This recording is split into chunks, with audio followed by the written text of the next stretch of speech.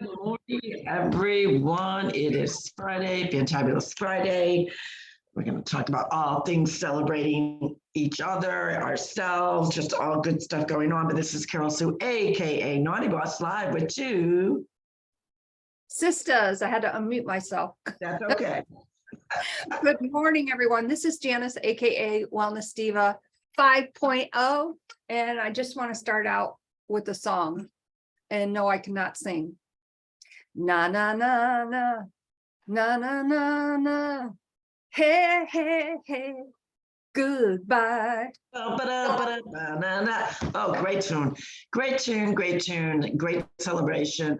That made this week fantabulous all week long.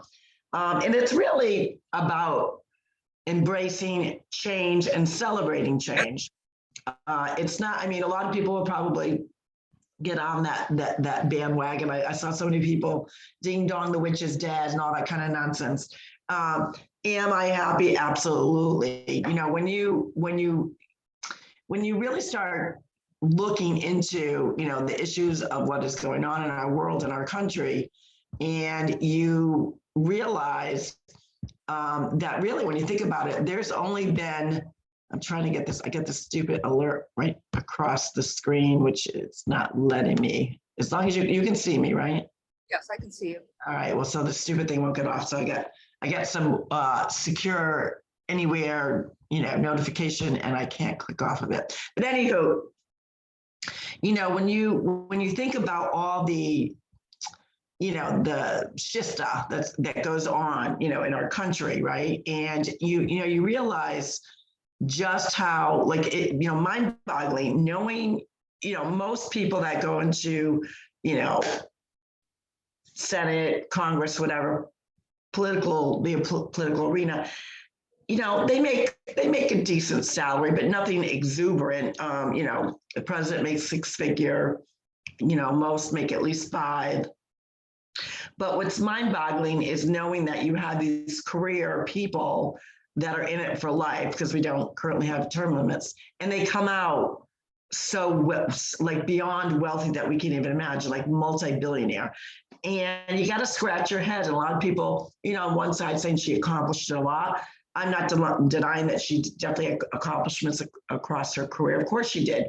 You know, somewhere for me personally, she lost her way, maybe. I don't know. But it's mind-boggling to think, when you really think about it, there's been only one politician that entered wealthy and came out less wealthy versus it, you know, only did 1 term. And then you have career politicians going in, making, you know, modest amount of money, but coming out grossly wealthy.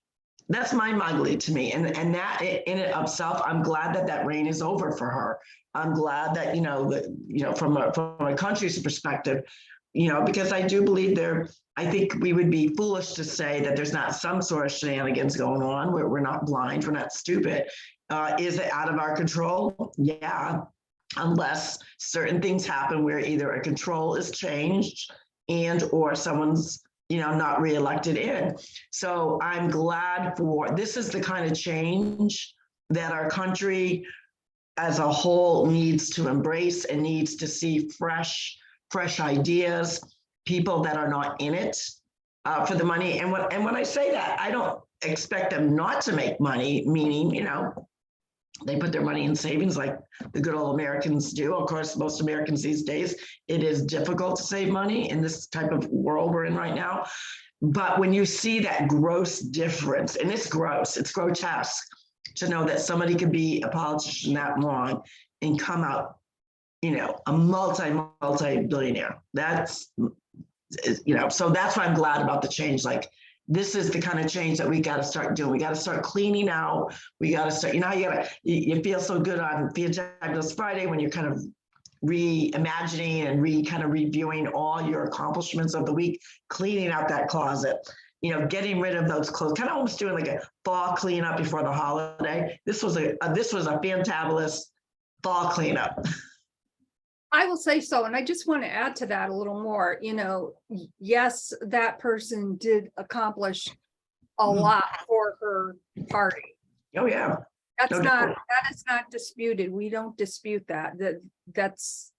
Those are the facts, people, okay? And I just want to be very, very clear about it.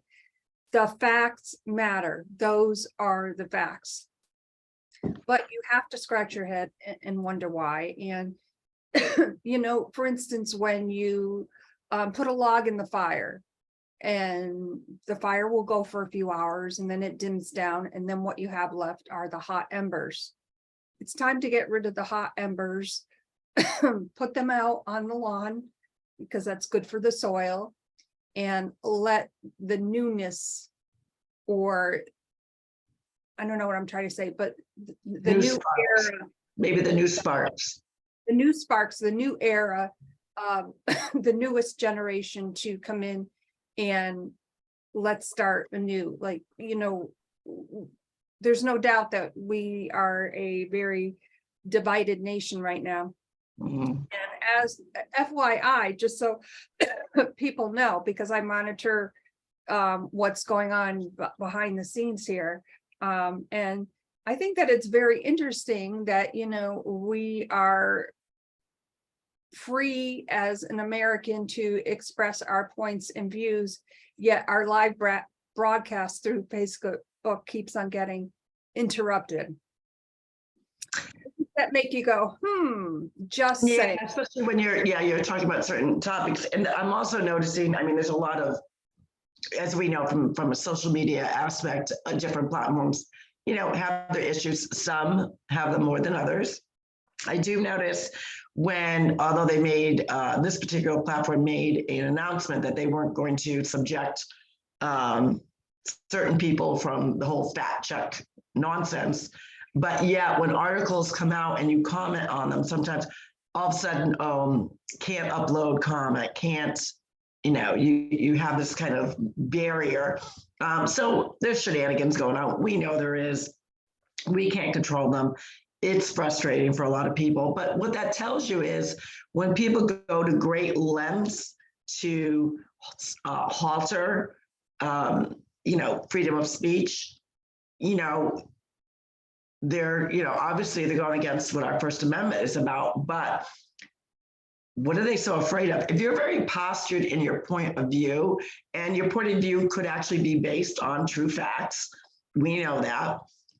If it's factual based, then why the you know, the stop sign, why the halts, why the disruption? It makes you like scratch your head. But you know, there's so many different things. I mean, the news cycle this week alone. You know, Fantabulous Friday, I'm grateful that we got through the crazy news cycle of, and I don't, you know, I really limit myself. I had a friend pop over. I was helping her with her Thrive experience and showing her all the ins and outs about our easy step.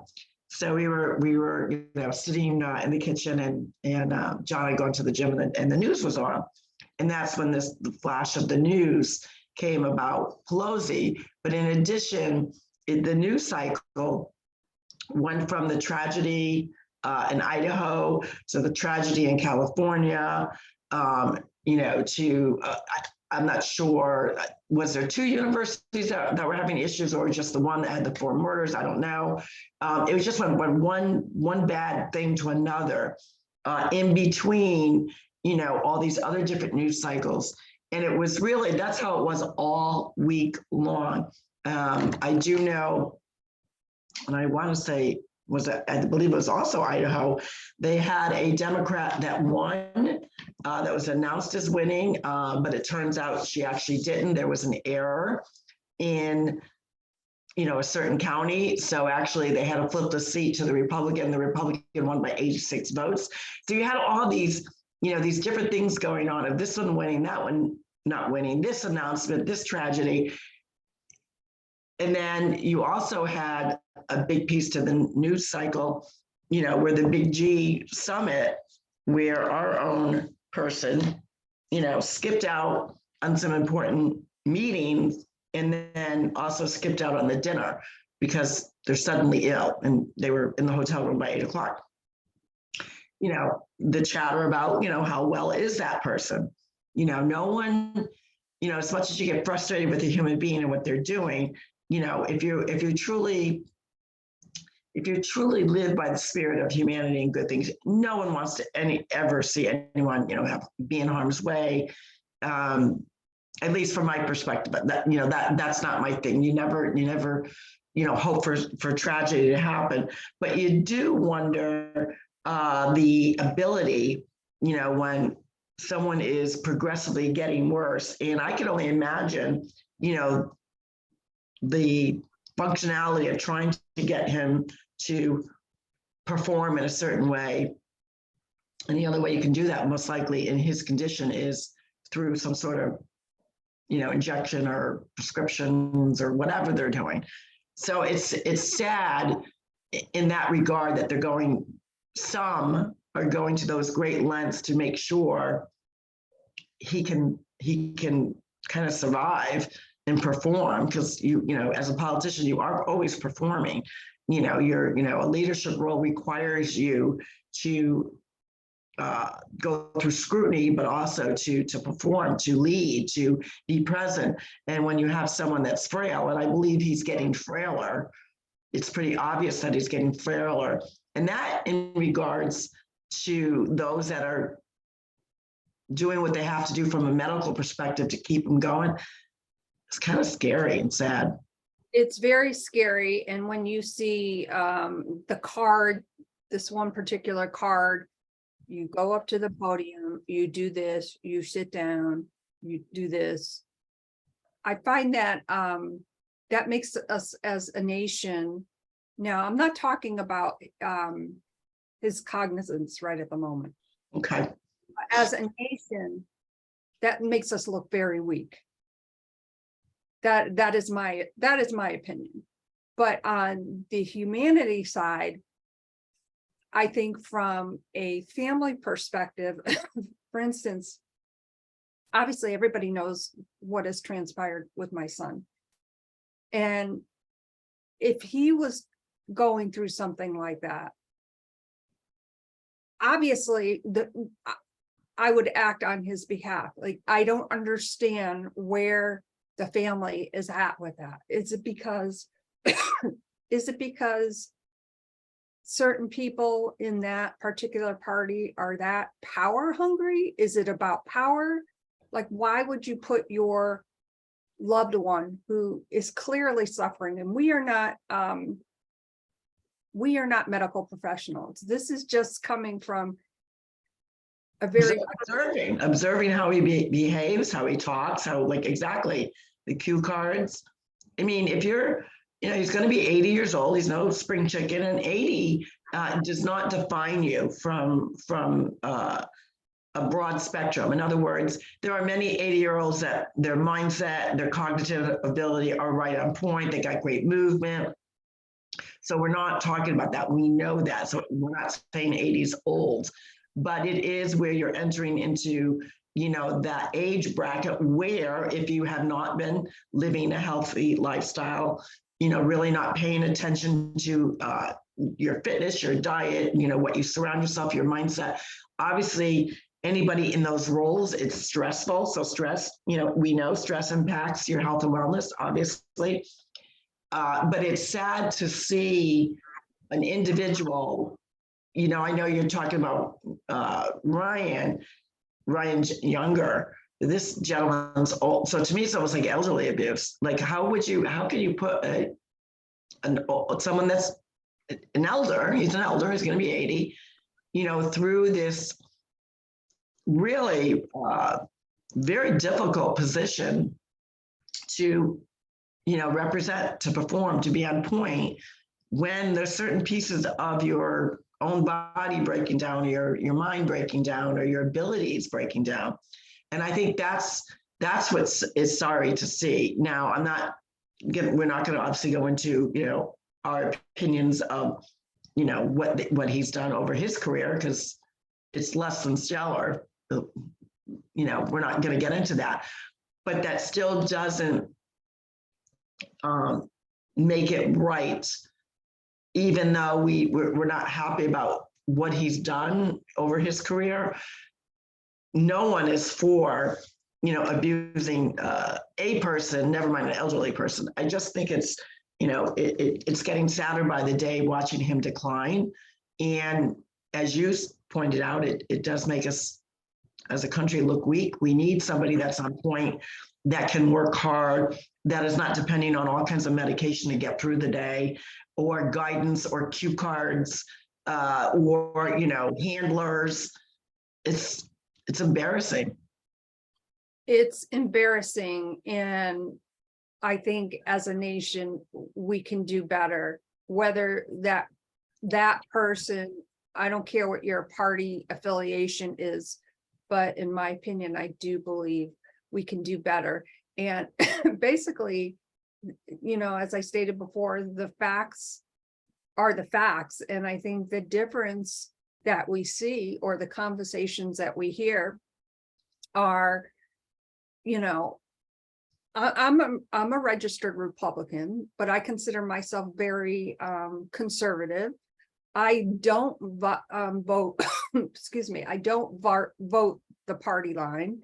I often have voted Democratic. I want to see what every participant that is running for office, what they are about. And I do think it's time for change. Now, what that change may be, we don't know. We know that some people are coming out now. Obviously, 45 just came out, excuse me, and announced his candidacy. Obviously, there's a lot of chatter about Governor DeSantis, but I don't know. I think that just Governor DeSantis has such a love for the state of Florida. I'm not sure if I see that happening, but the point is nobody knows. So let's just kind of like wait it out, see who comes to the table, who wants to run, what they are about, what are their credentials, what are they? Track record. Right. Are they fit enough to take that office when you always have to have cue cards with you, when you cannot even answer a question without a handler being present or in the background? Or in the ear, but also, I mean, it's a pretty known documented fact that they do give him a card on who he's actually supposed to call if he's having that meeting with the press. And right. I'm supposed to call, and he says it because that's part of the, what we presume this is, that, they do speak the truth, they do get angry, and he is cued on the questions beforehand. Anyone that denies that, it's a fact. That's what happens. It's pretty evident that it happens, but there's just too many slips that that's what happens. So there's no denying that.